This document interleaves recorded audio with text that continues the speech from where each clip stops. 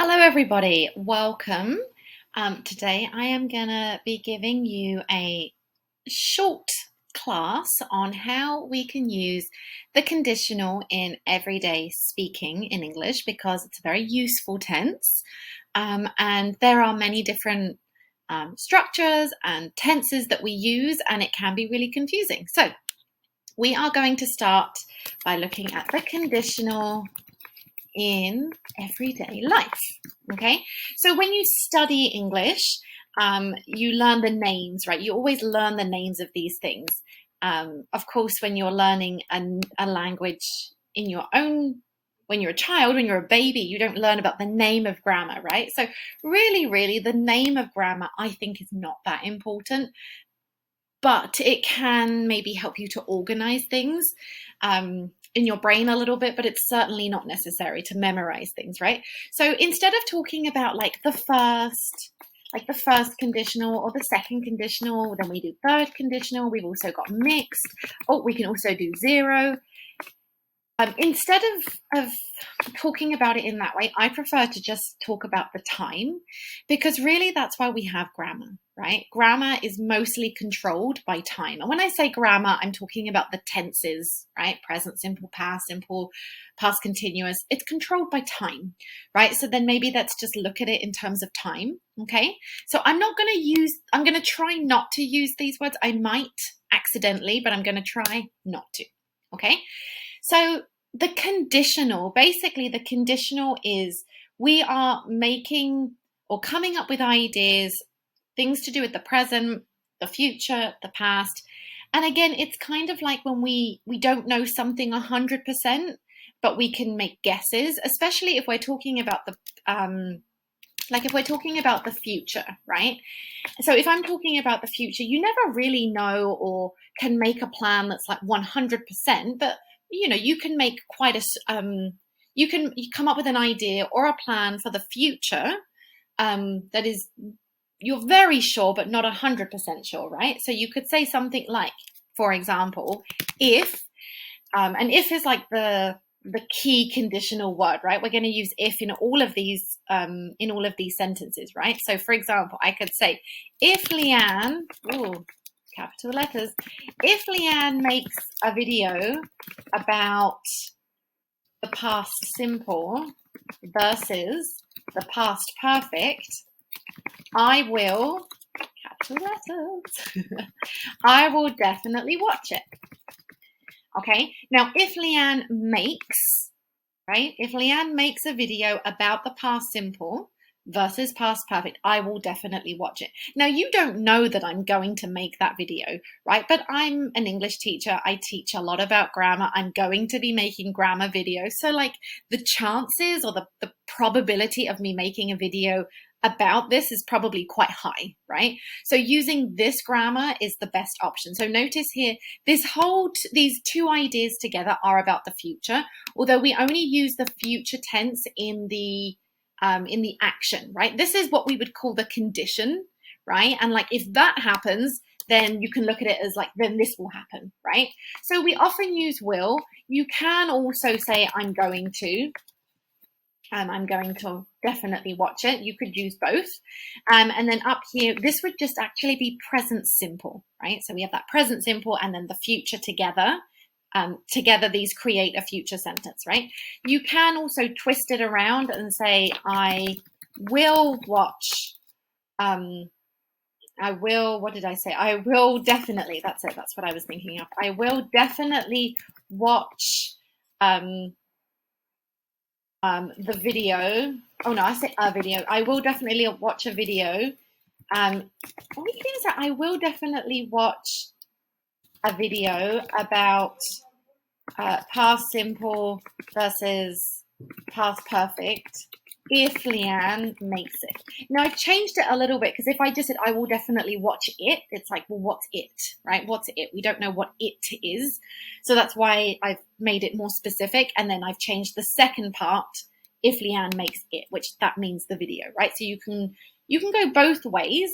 In writing, perhaps we use something to consider would be this comma. We do use the comma if we start with the condition, and then here if I put the the action first and then the condition second, then I don't use any comma, right? Now, if you want to make this negative, you could say something like, if, let's talk about the weather. If it doesn't warm up soon, right? If it doesn't warm up soon, if the temperature doesn't increase, I'm going to feel miserable, right? So if you're cold and you're really, bored and miserable with this weather, you think, if it doesn't warm up soon, right? So we're still using present simple here. There's present simple, and then we use the future in the second part, okay? So that would be expressing conditions with the future. Now, when we get into the present, it's a little bit different. And I would say this is the one that maybe causes the most problems, I would say, just because the grammar we use is a little bit strange. Now, this tends to be things about, it can be present. You can also use this for the future as well, but it's a bit different in that here, when we're using present and will, it's things that are quite possible. Whereas here, in the second thing I'm going to teach you, this is for things that are in the present or the future that are very impossible, or the probability is very, very low, okay?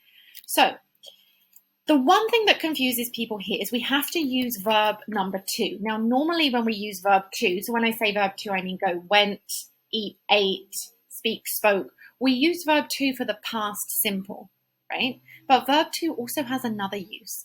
And another use of verb 2 is when we use the combination of if plus verb 2, this becomes imaginary, right? So in English, you have to think about verb 2 has 2 completely different uses, right? So it looks weird to use verb 2 when we're talking about the present and the future, but when it's in combination with if, it's just imaginary now or imaginary future, right? So you could say, if I, let me just come up a bit. Yeah, if I if I saw a ghost, not in the past, just in general, if I saw a ghost, I've never seen a ghost. I think the probability is quite low. I would use the verb to. If I saw a ghost, I would be really scared. Okay, now notice here we're using would and then the base verb. So in everyday speaking, we'd say something like, if I saw a ghost, I'd be really scared. Like I'd be really terrified even, right? So we take the I would and like push it together, right? Again, you can turn this around. You can do the action first, kind of like the result first. So you could say like, let me think of a name. Emma. Emma would be so happy if she got accepted into the university, let's just say into UBC, University of British Columbia, for example, right? So I'm using got. This is sort of more of a passive sentence. Maybe it's a good example, but I suppose it's a bit more difficult because it's using passive. If I don't use passive, I could say something like, I don't know, my sister would, what would my sister do? My sister would move to the USA if she got a visa. So got. In English, we use get to mean like obtain or to have. So my sister would move to the USA if she got a visa, right? She doesn't have a visa, but if she got a visa, which I think is quite low probability, really, she would move to the USA.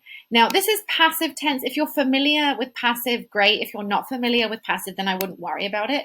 So in English, when we use passive, we can use be, verb 3, or get, verb 3. So you could say if she got accepted or if she were accepted. So this is an example with passive. If you're not familiar with the passive voice, then don't worry about this. Maybe this is something we can talk about in another video. Okay, so again, these things are all about now. I can also use it for the future. This is future, isn't it? She would move if she got a visa. This is more like in general. This is more in general. Another example I could use is this summer, if if I had the opportunity to, whoopsie, if I had the opportunity to teach English in Korea, I would go. Now, that's not impossible, right? It's not even really low probability. Like, is it possible for me to teach English in Korea? Yes, it is possible, I think. But it's not real. I don't have those plans. It's just imagining, right? So you can also use it in that way, okay? So that would be this would be sort of making coming up with plans or ideas about things that are either very impossible or very low probability or just imaginary, right? Now in the negative, again, it looks very similar to the past simple, but it's not, right? So I did the example the other day. For example, I speak English.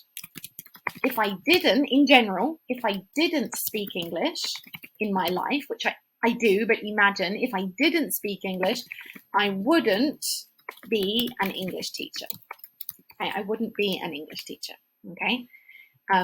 So yeah, again, I think it confuses people when they see this because automatically your brain jumps to, oh, it's past, but it's not. If it's in combination with if and then the verb to, it's imaginary now or imaginary future. The word I like to use is hypothetical. Not everybody knows that word. I'll put it here so you can hypothetical, if I can spell it correctly, which is another way to kind of say imaginary, right?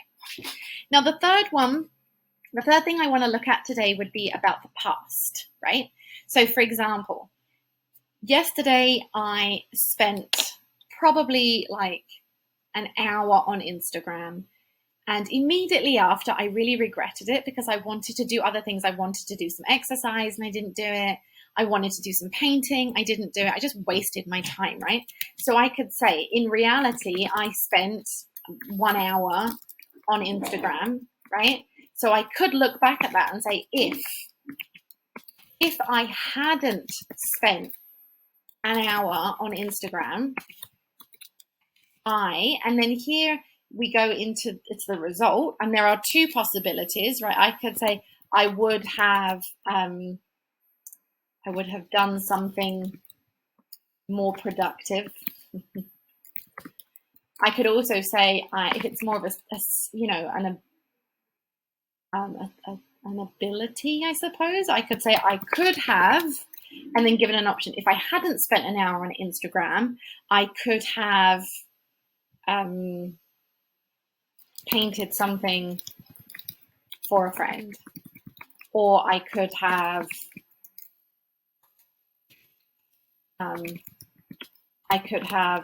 exercised, for example, right? So a lot of this is about regret as well, right? I could say something like, if COVID-19, let's just say the pandemic, if the pandemic had never started, so I'm using negative here, you can use never, or you can just say if the pandemic hadn't started, you could do both, right? If the pandemic hadn't started, we wouldn't, and maybe let's look at an obligation here, because we had to wear masks, right? We still have to, right? In places, not everywhere, but we wouldn't have had to wear masks, or maybe we wouldn't have had to be in quarantine, right? I'm doing an obligation here. You don't have to do obligations here, just to give you an example of obligations, right? And we ask people a lot of questions with things like this, like saying, for example, oh, would you, let's say what would you have studied if you hadn't studied what you did? That's a bit of a weird question. So, for example, I studied Spanish and English. That's what I chose to study. If I hadn't, let's do it down here. If I hadn't,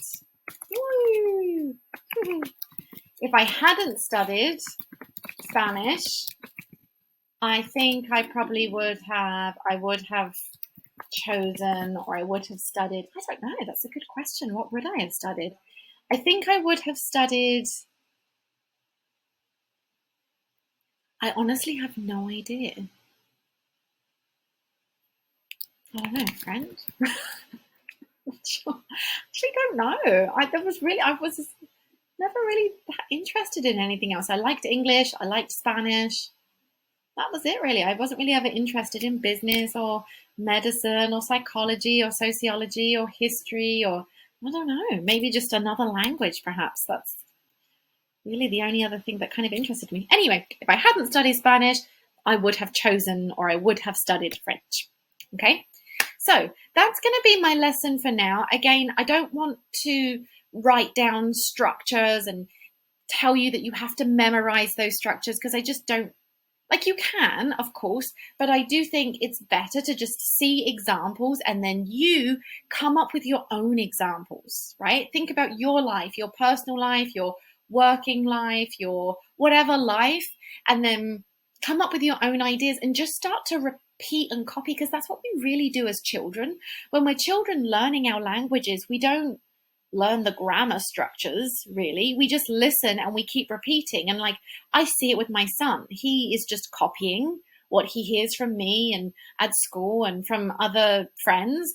And he makes a lot of mistakes, but then either I correct him sometimes because I'm just annoying in that way, or I don't correct him. I'm just going to make myself a bit smaller here. Um, and I maybe just repeat it back to him, or he'll say it again and he'll get better, right? So it's just a process, right? Like we have such this idea that when we learn languages, we must speak perfectly, but it's like that's just not how it goes. Even when we're children, right? We start to repeat and we start to copy and we make mistakes and it gets better and better, and that's how it goes, right? So with this, again, I'm not being too grammatical about it. I'm not trying not to use the name of tenses because I just want you to be able to come up with your own ideas, see this in reading, when you're reading things, when you're listening, when you're watching TV, and then you'll start repeating and copying. That's what I ended up doing with Spanish. I kind of just focused on listening and repeating, and I think that could work for you too. So I really hope you enjoyed this lesson. If you have any questions, let me know. If you want to write sentences and send them to me, go ahead. And that's going to be everything for today. So thank you so much.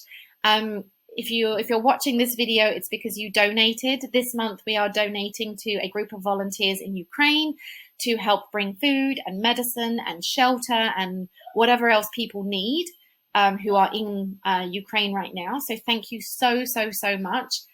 $1, $2, $5, it makes a difference. So thank you, really, thank you.